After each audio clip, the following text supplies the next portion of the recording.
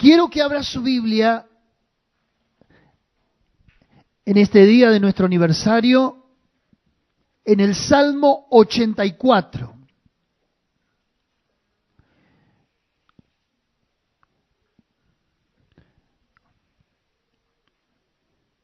Dije, ¿qué es lo pertinente para compartir en un día como este?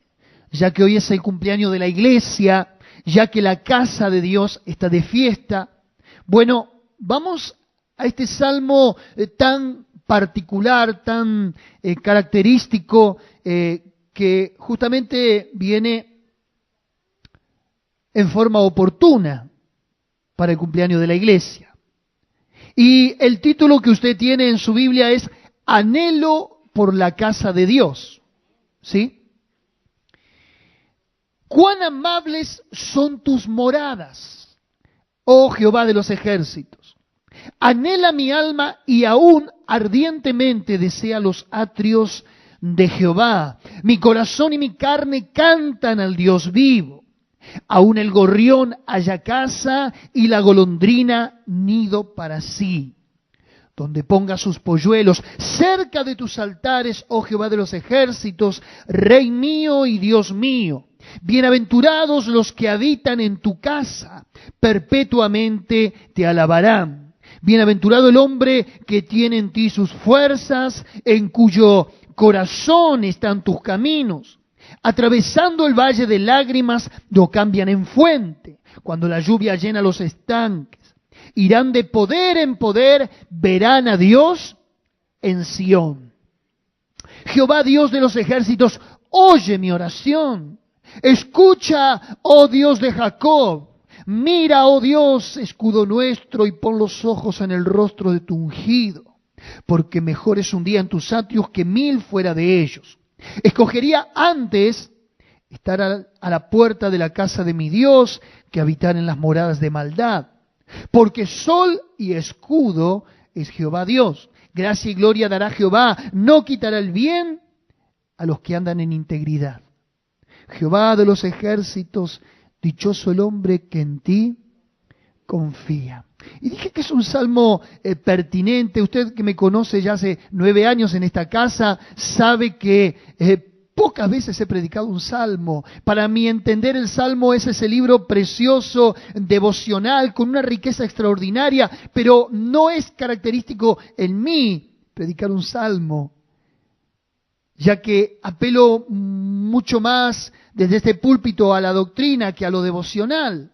Pero encuentro una riqueza tan profunda que si usted me da algunos minutos voy a hacer una exégesis del Salmo, porque a una simple lectura dice cosas muy preciosas, pero cuando uno puede ir a aguas más profundas va a encontrar una riqueza insondable. Así que quiero en mi primera introducción, así rápidamente, abuelo de pájaro, ver los beneficios de la casa de Dios. ¿Cuántos me van a acompañar en este viaje rápido para ver los beneficios, primeramente, de la casa de Dios? ¿Cuántos aman la casa de Dios? Claro, porque hoy es el día de su cumpleaños y quiera Dios que en un día como este no solamente sea hoy la concurrencia como la que hoy tenemos, que de hecho damos gracias a Dios, sino que cada domingo y cada vez que nosotros nos convoquemos aquí, vengamos con la misma disposición como si fuera un aniversario más.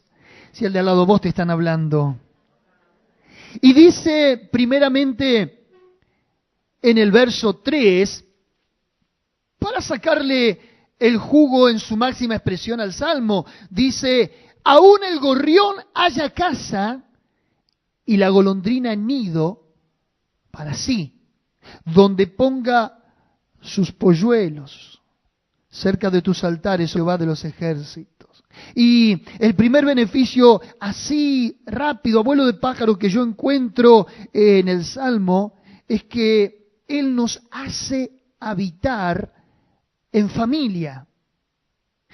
Vale decir en este primer versículo que la casa de Dios tiene esa particularidad, que no solamente nos convoca para adorarlo a Él, no solamente nos convoca para aquí y desde aquí ser instruido en su palabra, poder tener una mayor manifestación del carácter, de la naturaleza de Dios, sino que como una suerte de regalo, de beneficio, como una suerte también de reciprocidad de nuestra relación con Dios, dice que el gorrión y la golondrina hallan casa cerca de los altares.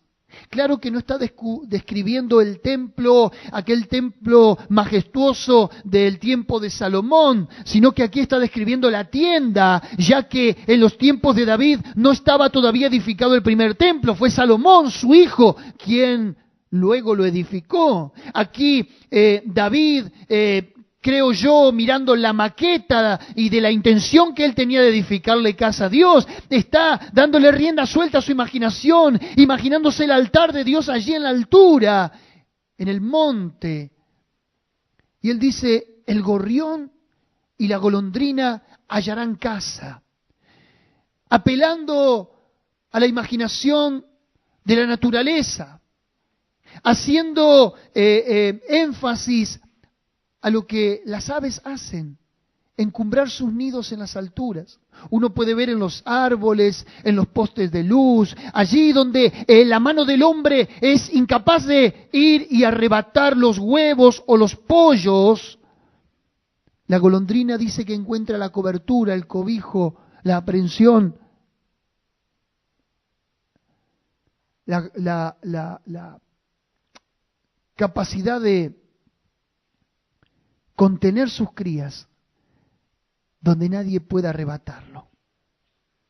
Yo encuentro que las aves, por lo descrito en el Salmo, buscan la seguridad y el cobijo de su prolongación, de sus pollos, de sus crías. En otras palabras, el punto que le describí recién es que nos hace habitar en familia. Y apelando a la metáfora que usa el salmista, a nosotros también. Dios preparó este lugar para que aquí, al encontrarnos con Dios, al subir a su presencia, nosotros podamos encontrar cobijo, podamos encontrar cobertura, la mano del hombre no nos alcance, la crisis no nos pueda tocar, la vorágine de cada día, los problemas, los conflictos y tantas otras cosas hacen que en este lugar nosotros podamos escondernos, encontrar el escondrijo, a donde podamos tener el sostén y la cobertura de Dios. Digo, nos hace habitar en familia porque usted viene a adorar a Dios, usted viene a buscar a Dios, pero de una forma tan inmediata la bendición de Dios alcanza también a nuestros seres queridos. Usted viene con sus hijos y usted los trae a la iglesia y se está garantizando que su posteridad, el día que usted no esté, ellos puedan encontrar también el cobijo en la casa de Dios. La iglesia justamente fue creada para eso, para hacernos habitar en familia, para dar cobertura a las familias. Justamente la iglesia debería ser el socorro y el sostén de la sociedad. Justamente la iglesia debería ser en medio de una sociedad disfuncional, con hogares disfuncionales, donde se han perdido tantos valores, que en la iglesia pueda encontrarse el verdadero sentido de la familia. Si dice David que la golondrina y el gorrión hallan casa cerca de los altares de Dios, cuanto más nosotros, que somos los hijos de Dios creados a su imagen y semejanza, encontraremos en este lugar también donde poner nuestro nido. A ver si me está entendiendo, entre figuras y metáforas. Es aquí donde sus hijos van a crecer, es aquí donde sus hijos van a encontrar los principios de Dios, es aquí donde sus hijos van a poder caminar en la voluntad de Dios, es aquí donde usted va a poder prolongarse en la vida y la fe. El primer principio. Pero el verso 4 también dice algo interesante.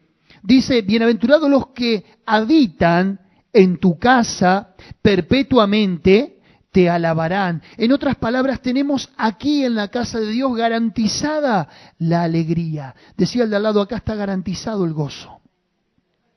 No, dígaselo, pero que se lo crea. Aquí está garantizado el gozo. ¿Y por qué? Porque dice, bienaventurados, felices los que habitan en tu casa. ¿Cuántos habitan en la casa de Dios? Oiga, una cosa es estar en este lugar de paso. Hay gente que está de paso en la iglesia. Y sí, en todas las iglesias. Y siempre pasa eso. Pero hay otros que habitan en la casa de Dios, que allí encuentran su refugio, allí encuentran su consuelo. Ahora, ¿por qué dije que tenemos garantizada la alegría? Porque aquí, cuando alabamos a Dios, cambiamos nuestro lamento en baile, que cambiamos nuestra queja por exclamación de la majestad de Dios. Ahora, este salmo fue escrito en un momento donde, si usted lee el título, dice, anhelo por la casa de Dios, al músico principal sobre Gitit o Gitit, salmo para los hijos de Coré.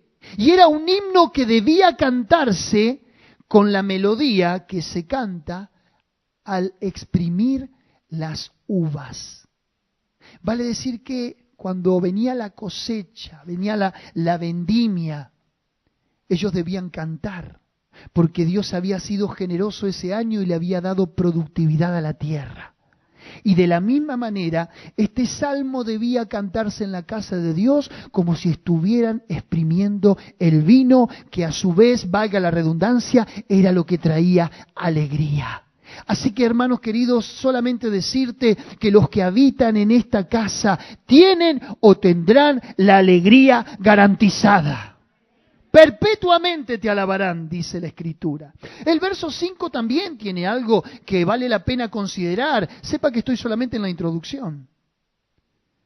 El verso 5 dice, bienaventurado el hombre que tiene en ti sus fuerzas. Pero yo encontré una versión interesante también de la Escritura, fiel, fidedigna, que dice así, felices son los que de ti reciben sus fuerzas.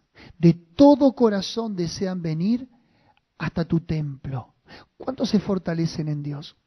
Uno puede ver gente desde mi rol pastoral, de liderazgo, de gestión, desde este lugar. Uno puede ver, muchas veces cuando la gente viene a la casa de Dios apesadumbrada, desesperanzada, con el rostro demudado, en conflicto, en incertidumbre, en duda, apocado por las cargas de la vida. Y uno puede ver cuando salen desde este lugar. Sepa que de aquí se divisan todos los rostros, buenos y malos, lindos y feos. Y uno puede ver cómo al terminar la reunión la persona ya se le dibujó una sonrisa en el rostro. Allí se cumple este salmo donde dice, felices, bienaventurados, los que de ti reciben sus fuerzas. ¿Cuántos reciben las fuerzas del Señor en este lugar? Claro, este lugar es extraordinario. Y cuando yo entro a analizar el salmo digo, con razón. Está aquella exhortación al libro de Hebreos donde dice, no dejen de congregarse. Algunos tienen por costumbre dejar de congregarse, pero es allí en la comunión con Dios y en la relación también con los hermanos donde el fuego del Espíritu Santo se aviva y unos a otros nos contagiamos ese vigor. Ahora, el verso 6 también dice algo muy interesante. Atravesando el valle de lágrimas, lo cambian en fuente. Vuelvo a repetirlo. Atravesando el valle de lágrimas, lo cambian en fuente. Por muchos años traté de entender qué quiso decir el salmista cuando escribió esta declaración. Y los judíos tienen una metáfora acerca de este versículo en particular. Atravesando el valle de lágrimas, lo cambian en fuente. ¿Cuántos han atravesado alguna vez el valle de lágrimas? Seguro que todos. Y si no lo atravesó, lo está atravesando. Y si no lo está atravesando, lo atravesará. Porque mientras estemos aquí en esta vida, en esta tierra, el valle de lágrimas es algo imposible de ser evadido. Ahora, los judíos tenían una metáfora. Y ellos decían que David, en una oportunidad, cuando fue perseguido por Saúl, cuando fue negado por su familia y cuando caminó como un fugitivo despiadado, sin haber hecho nada a cambio, dicen que en esa oportunidad David en el desierto lloró tanto, lloró tanto, lloró tanto, que sus lágrimas hicieron un pozo en la tierra que luego sirvió para los sedientos caminantes que pasaban por ahí. Hay que llorar para hacer un pozo en la tierra. Pero es una metáfora. Ahora, qué interesante lo que voy a decir. Que nuestra debilidad, nuestras lágrimas, en otras palabras, van a servir de consuelo para los que vengan atrás. En más de una oportunidad, tu vida, tus experiencias amargas, al ministrar a otros y a compartir a otros de dónde te sacó el Señor, de dónde te rescató, cómo te consoló, cómo te sanó, cómo te restauró. Muchas veces esas lágrimas sirven de consuelo para el que viene atrás, que está pasando por una misma situación. Entonces yo encuentro que nuestra debilidad se torna luego en nuestra fortaleza. Fue la experiencia que vivió Cristiano y Esperanza. Estos dos personajes de El Peregrino de Juan Bunyan. Dice que ellos iban caminando, saliendo de la ciudad de destrucción, camino a la ciudad celestial. Y en una oportunidad el camino recibió como una bifurcación. Ellos pensando que ese camino iba paralelo a la ciudad celestial, Cristiano y Esperanza iban charlando, iban distraídos y de repente se encontraron con que esa bifurcación los llevaba al castillo de la duda, donde se encontraba el gigante desesperación. ¿Alguna vez se desvió del camino y se encontró con el castillo de la duda? Y con el gigante de desesperación. Estuvieron encarcelados allí, apaleados, hasta que en un momento el gigante se descuidó y nuestros peregrinos se escaparon. Volvieron a la senda, pero ¿sabe lo que hicieron? Pusieron un cartel. Cuidado con este camino, que parece ser el camino recto que nos lleva a Dios, pero es el camino que te lleva al castillo de la duda y al gigante de desesperación. Y todos los peregrinos que vinieron luego atrás de ellos, cuando veían ese cartel, esquivaban ese camino. ¿Qué quiero decir con esto? Que todas tus experiencias amargas, y voy a decir algo terrible, aún tus pecados, tus errores, tus yerros, una vez vos restaurado, van a servir de escuela para otros que vienen atrás y que pretenden desviarse del camino. Vale decir entonces que tus fracasos Dios lo va a convertir en victoria para otros. Vale decir entonces que mi versículo dice, atravesando el valle de lágrimas, lo cambian en fuente. Lo que hoy para vos es llanto, lo que hoy para vos es pesar, lo que hoy para vos son esas lágrimas interminables en la que no encontrás respuesta, en la que no podés salir del pozo, de la incertidumbre, de la depresión. Quiero decirte que esa misma crisis va a ser cambiada en victoria para otros que vendrán atrás tuyo. Y si de algo sirve, pues entonces vale la pena atravesarlo. Ahora, para sacarle también todo el jugo al Salmo, porque tiene cosas extraordinarias. El verso 7 también dice algo interesante. Irán, los que habitan en su casa, de poder en poder. Y yo encontré también una versión muy linda. Dice, mientras más avanzan, más fuerzas tienen. ¿Vos sos de esos? Pregúntale al de al lado. Mientras más avanzás, ¿tenés más fuerzas? ¿Verdad que cuando uno salió de la prueba y uno ya está sobre tierra firme, uno ya está en terreno firme, salió del terreno pantanoso, ¿verdad que uno mira para atrás y dice, no fue tan duro? Y porque ahora estás del otro lado, ¿sí? Pero cuando estabas hundiéndote ahí en el lodazal, pensabas que esa crisis, y dijiste, de esta no salgo. Pero salimos de tantas, ¿verdad que sí? Así que el salmista dice, irán de poder en poder. Irán de poder en poder. Mientras más avanzan, más fuertes serán.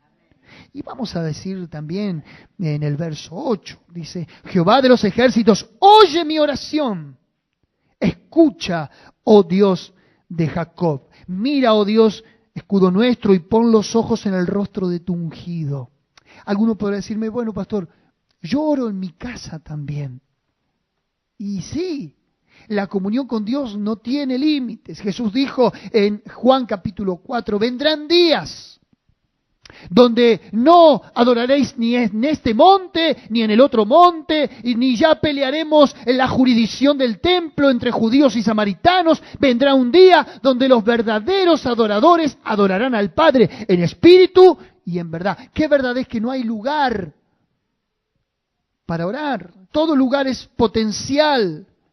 Pablo exhorta y dice, ante todo, háganse rogativas, oraciones, peticiones por todos los santos. Quiero que oren en todo lugar, levantando manos santas sin ira ni contienda. Quiero decirle que no hay un lugar específico. Todo lugar es posible para entregarnos y encomendarnos a Dios en oración. Pero la cultura judía tenía algo muy particular. Ellos, donde quiera que estuvieran, abrían sus ventanas y miraban hacia el lugar donde el templo del Señor estaba. Porque ellos entendían que era la habitación de Dios, que era ahí donde los santos se convocan y donde Dios se apersona por medio de la manifestación de su pueblo. Qué verdad es que en tu casa vas a recibir la petición, en tu casa Dios te va a responder, pero según este salmo, uno de los beneficios que nos da la casa de Dios es que en este lugar son escuchadas nuestras oraciones. El verso 11 tiene también algo muy interesante, porque sol y escudo es Jehová Dios. Gracia y gloria dará Jehová, y no quitará el bien a los que andan en integridad. ¿Cuánto necesitan gracia y gloria de Dios? En el original está escrito de esta manera: Dios nos dará sus bendiciones sin medida.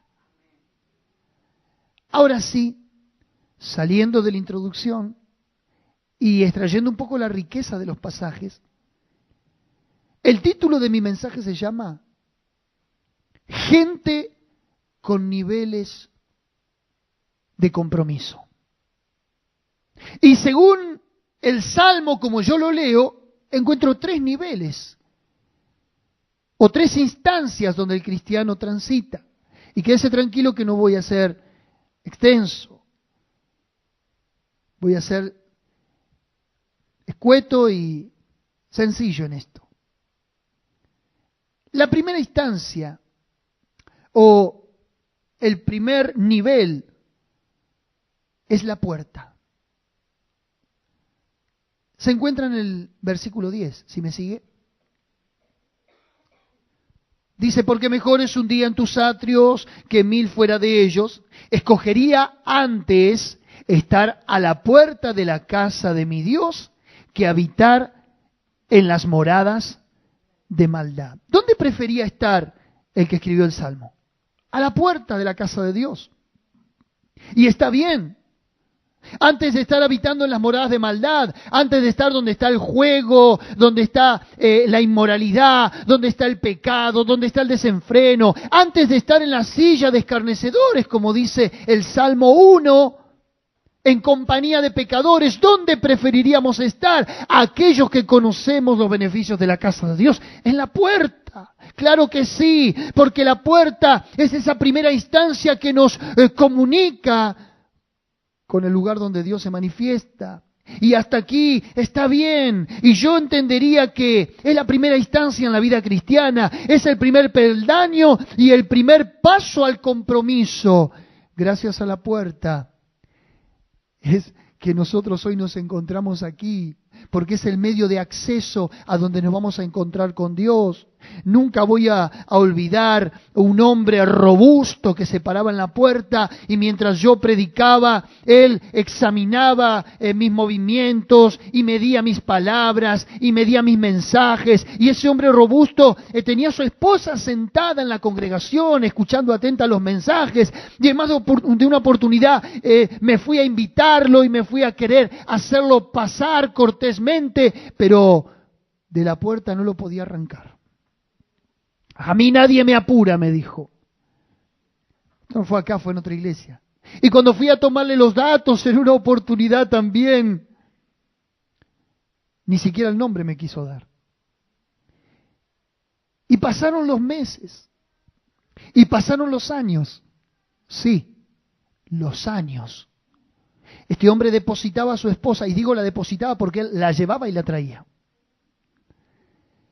Depositaba a su esposa y él se quedaba en la puerta y desde allí nos miraba y nos medía a todos. Su imagen imponente, soberbia.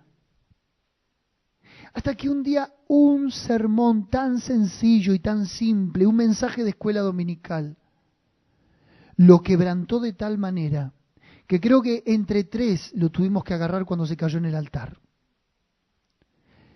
Y siempre me decía cuando me encontraba: ¿te acordás cuando yo me paraba en la puerta y todos me querían empujar para entrar? Pero yo no entré hasta que Dios me empujó. Él dice que Dios lo empujaba cuando se caía. Digo, Dios no empuja a nadie, pero bueno, si vos haces esa lectura. Y siempre ese hombre lo recordé como el hombre de la puerta. Y pasaron muchos años y su compromiso era hasta la puerta. Pero utilizando esto a modo de alegoría, quiero decir que hay cristianos que son cristianos de puerta. No porque se paren allí, no quiero que se me ofenda a nadie, ¿eh? Menos los sugieres, ni los invitados, ni nadie. Pero quiero decir que la gente de puerta es aquella gente que todavía tiene una indecisión y una inestabilidad para la hora de tomar decisiones, porque no está ni adentro ni afuera. Y quiero decir que estar a la puerta no es nada, porque no representa ningún desafío, porque no representa nada. Estás a la puerta. Estás a la mitad.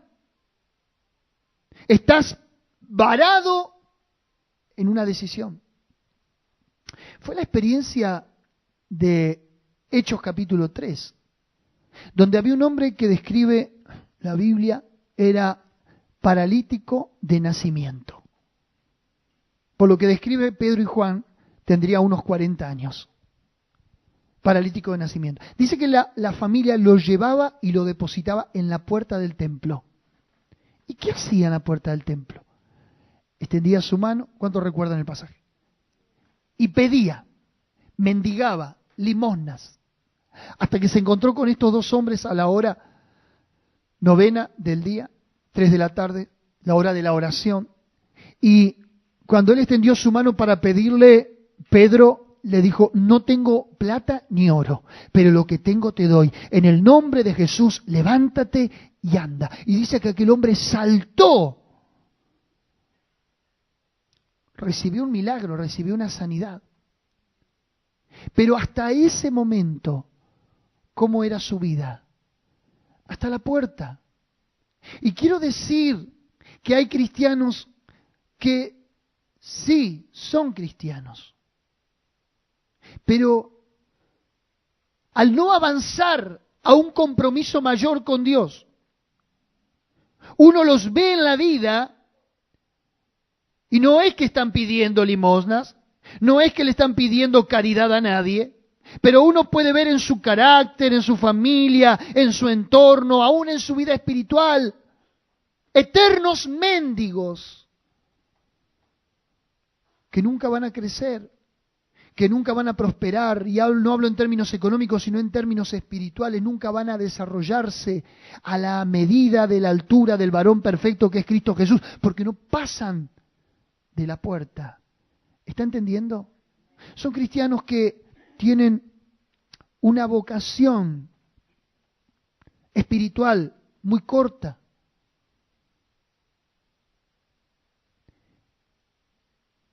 Fue el caso de Nicodemo, aquel hombre que en el capítulo 3 del Evangelio de San Juan, Jesús le dijo: te conoces toda la Biblia de memoria,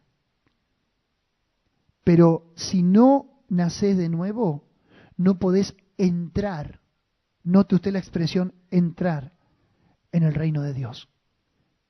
Y dice que era un fariseo que venía a verlo a Jesús escondido de noche. Porque la gente que llega hasta la puerta hasta se avergüenza, en muchos casos, de Jesús. Entonces es un cristiano a ocultas, es un cristiano que no quiere develar del todo su identidad, porque su compromiso es tan corto, no tiene convicciones firmes, llega hasta la... Decía al de al lado: salí de la puerta. Gente de puerta, toda su vida hasta la puerta. Y no podés mendigar sabiendo que detrás de la puerta, o sea, adentro, llueven bendiciones. Pero está la segunda instancia, a la que yo llamo el nivel del atrio. Dijimos, está el nivel de puerta, que es el primer nivel, que eso lo podemos dejar para una persona que recién se convierte. Pero está el nivel del atrio. Y dice el verso 2, mire: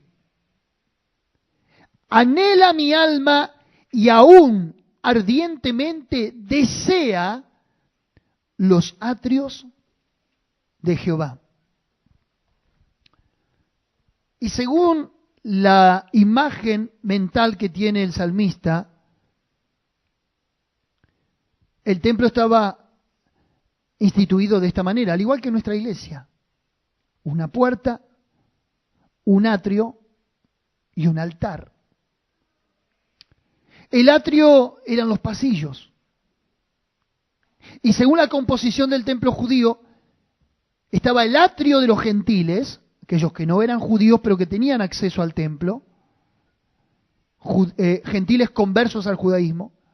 Después estaba el atrio para cualquier judío común y corriente, y estaba el atrio de las mujeres, porque mujeres y hombres no entraban juntos al templo. ¿Sí? ¿Me va siguiendo? En el atrio podía uno venir a implorar el favor de Dios, a orar. En el atrio uno podía levantar las manos y cantar un salmo. En el atrio la cultura hebrea hacía su desarrollo, pongámonos en términos civil o laicado. Cualquier creyente, cualquier hebreo, cualquier judío tenía acceso al atrio porque era el lugar donde la gente podía interactuar, orar, buscar a Dios, leer la Torá, leer la palabra. Pero el atrio era el lugar a media instancia de la comunión con Dios. Era el lugar donde, como recién dije, uno podía interactuar con otros judíos, con otros creyentes, y aún buscar a Dios. Pero no pasaba más de ahí. La gente de atrio es gente que tiene un compromiso con Dios, no vamos a negarlo. Pero déjeme decirle que en el atrio no se crece. El atrio es para aquel que simplemente viene a recibir, viene a buscar, viene a reclamar, viene a implorar. Quiero decirle que la Biblia dice hoy para nosotros, como pueblo de Dios, como casa espiritual: mas vosotros sois linaje escogido, nación santa, pueblo adquirido por Dios, real. Y usted jamás se iba a encontrar con un sacerdote en el atrio. porque el sacerdote tenía otra entrada que lo comunicaba directamente al altar. Un sacerdote jamás iba a estar en el atrio, porque sabía que el atrio era para la gente, para el común denominador del pueblo. Y un sacerdote no interactuaba en el altar porque era en el atrio, porque era bajarse de nivel. El sacerdote operaba y oficiaba directamente en la presencia de Dios mediante los sacrificios. Ahora sí, la Biblia dice que nosotros hoy, como creyentes, como cristianos, somos real sacerdocio. ¿Por qué conformarnos con estar en el atrio? ¿Por qué conformarnos? ¿Y por qué quedarnos a la mitad del camino cuando Dios nos dice que a través de la muerte de su Hijo el velo fue rasgado y ahora todos tenemos injerencia y el camino abierto al lugar santísimo, a la comunión con Dios, acercándonos al trono de la gracia? En mis notas puse, en el atrio se viene a recibir, en el altar se viene a dar. Por eso es que quienes ministramos desde este lugar, entendemos la responsabilidad que nos compete, entendemos el privilegio que tenemos de predicar su palabra o de conducir a otros a la presencia de Dios. Reivindicamos ese lugar. Y todos deberíamos anhelar. El apóstol Pablo dice, si alguno anhela obispado, buena obra desea. Pero hay una tercera instancia. Ojalá usted no sea dentro de la gente con niveles de compromiso, no sea gente de la puerta. Ojalá usted no sea gente del atrio, sino que usted pueda alcanzar un nivel mayor en este 29 aniversario de nuestra iglesia. Y ahora quiero hablar a gente de altar. Recapitulamos: gente de puerta, gente de atrio y ahora gente de altar. ¿Cuántos quieren venir conmigo al altar? Bien, y según el texto está allí en el verso 3, hoy lo leímos al principio. Aún el gorrión halla casa y la golondrina nido para sí, donde ponga sus polluelos, cerca de tus altares, oh Jehová de los ejércitos, Rey mío. ¿Dónde buscaban refugio para poner sus huevos y sus polluelos los gorriones y las golondrinas? Cerca de los altares. ¿Dónde usted tiene que traer sus hijos biológicos?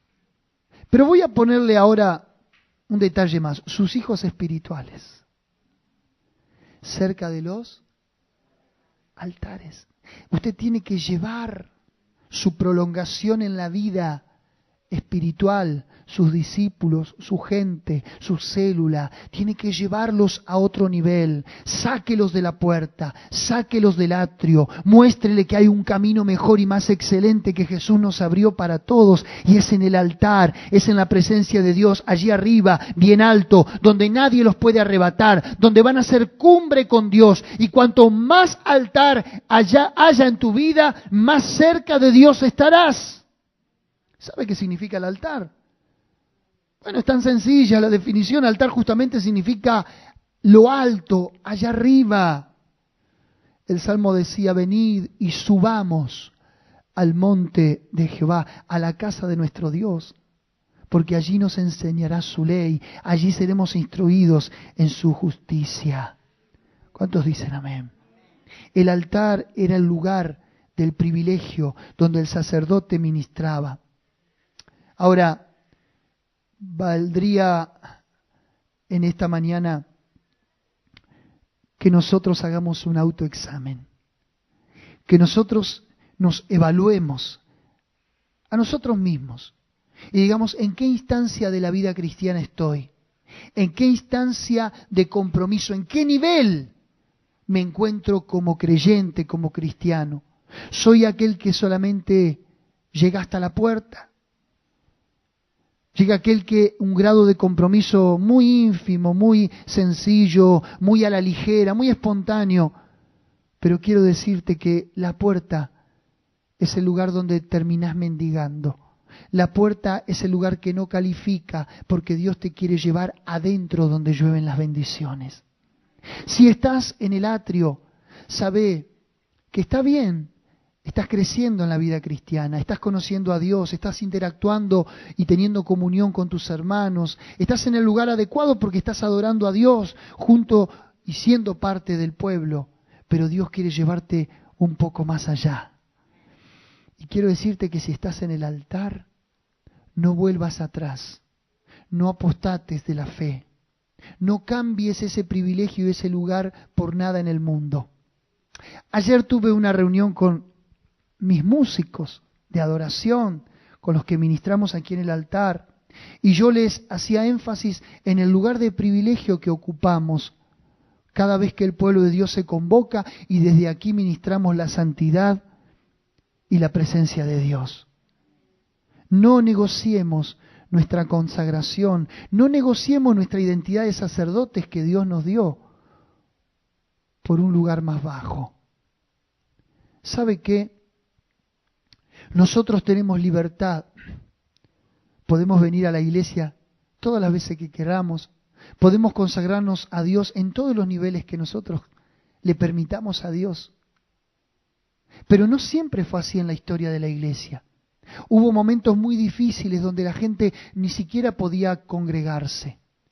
En el siglo XVI, luego de la Reforma, la mayor parte y territorio de Europa estaba subyugada y gobernada por el papado, por el catolicismo romano. Hombres como Lutero, Juan Knox y tantos otros abrieron la brecha a la Reforma. Pero luego hubo que pagar un precio muy caro por llamarse cristiano reformado. Surgieron muchas denominaciones en la Europa antigua, como por ejemplo, siempre lo digo, los puritanos, los pactantes escoceses y tantos otros grupos que de ahí venimos nosotros también los bautistas. Y quiero contarle una historia que me llamó poderosamente la atención para que usted vea qué anhelo tenía la gente en ese entonces por la casa de Dios. Y dice así, el autor es Martin Lloyd-Jones, dice, puedo resumir brevemente este punto mediante un ejemplo. Se trata de una muchacha relativamente joven. En los días de los pactantes en Escocia, un domingo por la tarde nuestra joven se dirigía a un culto de comunión que celebraban los cristianos pactantes. Tales cultos de comunión estaban, por supuesto, absolutamente prohibidos. Los soldados del rey de Inglaterra buscaban por todas partes a los posibles asistentes a ese culto de comunión. De pronto, al dar vuelta en una esquina, esta muchacha encontró frente a frente con un pelotón de soldados y supo que no tendría escapatoria. Por un momento se preguntó qué diría, pero casi inmediatamente al ser interrogada se encontró respondiendo, mi hermano mayor ha muerto y esta tarde va a leerse su testamento. Mi hermano hizo algo por mí y me ha dejado una herencia. Quiero estar presente cuando se lea su voluntad. Y los soldados la dejaron marcharse. ¿Dónde fue la muchacha? Al culto, a la casa de Dios. Corría riesgo su vida. ¿Mintió? No. ¿Su hermano mayor había? ¿Qué iba a ser leído en el culto? Testamento. ¿Qué iba a recibir ese día? Su voluntad. Mire lo que ellos tenían que decir y hacer con tal de juntarse ese puñadito a orar, a cantarle y agradecerle a Dios por la salvación. Hermanos queridos, perdone la palabra de exhortación, pero nosotros tenemos tantas mañas para ser esquivos al compromiso, que hace frío, que llueve, que estoy cansado, que tengo que salir, que tengo que hacer esto. Y parece que en la larga lista de prioridades y de valores que tenemos en forma personal cada uno, el compromiso y el congregarse y el ir a la casa de Dios con el Señor está a lo último. ¿Sabe qué? Muchos hombres derramaron sangre en la historia, por lo que nosotros hoy estamos aquí, juntos. Sí, un aniversario, pero es un culto más al Señor, donde tenemos la libertad de venir, de proclamar nuestra fe. Ningún pelotón nos persigue, ninguna institución gubernamental se levanta contra el Ministerio de Relaciones Exteriores y Culto, y a viva voz podemos proclamar nuestra salvación. ¿Qué tipo de anhelo tenés por la casa de Dios? ¿Qué nivel de compromiso en tu vida cristiana? ¿Sos un cristiano de puerta? ¿Sos un cristiano de atrio? ¿O sos un cristiano de altar? Ya te leí como introducción todos los beneficios que tenés en la casa de Dios. A ver, por venir a la casa de Dios, el sufrimiento no lo vas a evitar, pero tus lágrimas van a hacer que sea el consuelo de otros.